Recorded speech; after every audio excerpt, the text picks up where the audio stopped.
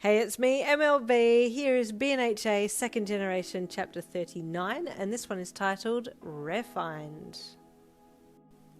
In the briefing room, things had already gotten underway, and Ginny was in the change room putting on her disguise outfit. Oh, she hummed softly as she pulled on the ripped jeans and sequins top, and then reached for a pink wig to put on her head. Hey, I look pretty hot. She turned left and right to check herself out in the mirror, and then stepped out for Brian to see. "What do you think, Bri?" she asked, doing a spin. Chi's eyes immediately glossed her over from where he was sitting on the makeup stool, getting his face detailed by Jasmine. She looks good, he thought as he stared at her. "Bakugou, honey," Jasmine said in her deep voice. "Please look over here." Chi quickly looked back at Jasmine, and she applied a bit of makeup to his face and some eyeliner to his eyes.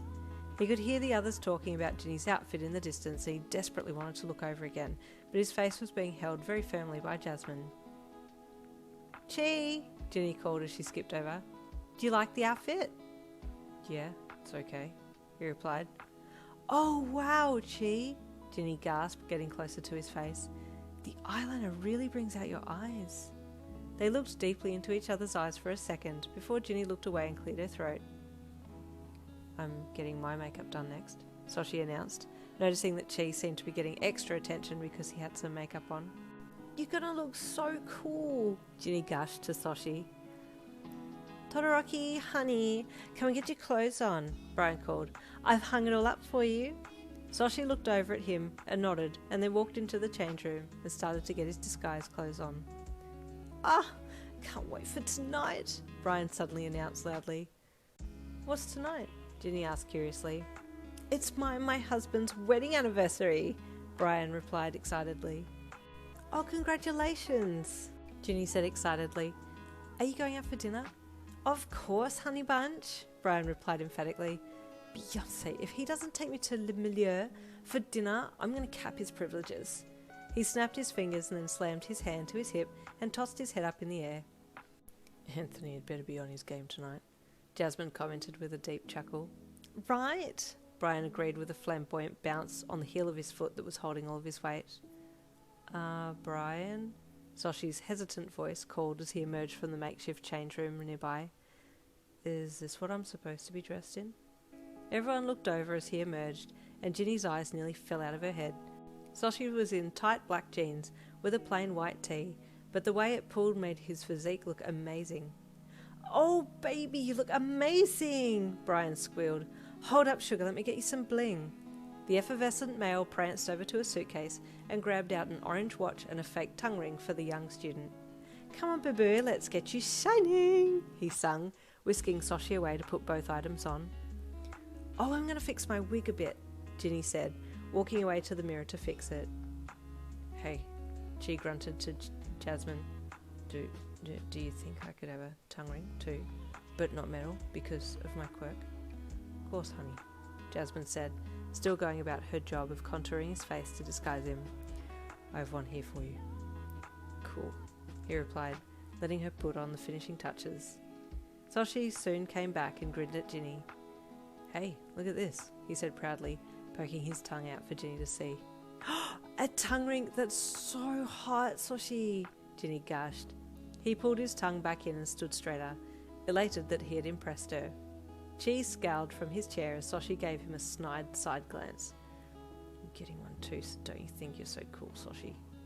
"Chisuki, honey," Brian called to Chi. "Come with me, let's get your outfit." "Okay, all done," Jasmine said to Chi, putting her artistry tools down. Chi got off the stool and walked over to the change area, then stepped inside so that he could get his new disguise gear on. While the blonde was changing, Brian helped Ginny fix her wig, and her and Soshi then chatted while they waited for Chi to emerge. "What is this shirt?" Chi said in a grumpy voice as he walked out, looking down at the front of his clothes. On it was written, "Straight, only during work hours." "Oh, it's perfect, honey," Brian said with a smirk. "Now let Jazzy Poo do the rest of her thing and you're ready to go." Jasmine applied the tongue ring for Chi, then he proudly showed it off to Ginny, who told him it looked hot as well, and they all got ready for the mission. Thanking Brian and Jasmine for their expert help, they then left the debrief room and headed back to Hiyoko's room so that he and Kana could walk them to Refined. "You ready?" Hiyoko asked as Ginny opened the office door. Yep, she replied brightly as she entered first, smiling when she saw Kana in the office as well. Hi Kana, I didn't see you this morning. Hiyoko quickly relayed the message to Kana, who then replied that he accidentally overslept, and Ginny nodded sympathetically. I didn't even recognize you, Hiyoko said to her once her and Kana had finished their conversation. Then he smiled at the boys as they entered after her. Well, Jasmine and Brian have done a great job. You're all well disguised. Jasmine had indeed done a great job with her makeup, contouring their faces to make them look different, and the clothes made them look like they were from a higher fashion end of town. Have you got your alias names ready? Hiyoko asked, going over everything once more before taking them to Rarefind. Rana, Ginny said, raising her hand with a grin. Sokin, Soshi said. Genji, Chisuki replied. Good, Hiyoko nodded. And backstory? We've all chosen the same, Ginny spoke for them all. Students on work placement from Kishona High. Good, Hiyoko nodded. Now remember, we're just gathering intel about the workers there. Who could be a target, who could be an accomplice, etc. You must not give yourselves away, so stay in character as much as possible. I've already told the manager of Rarefind what we're doing, so he's the only one who knows your true mission. Kana and I will walk you some of the way to the shop, and then you'll walk the rest.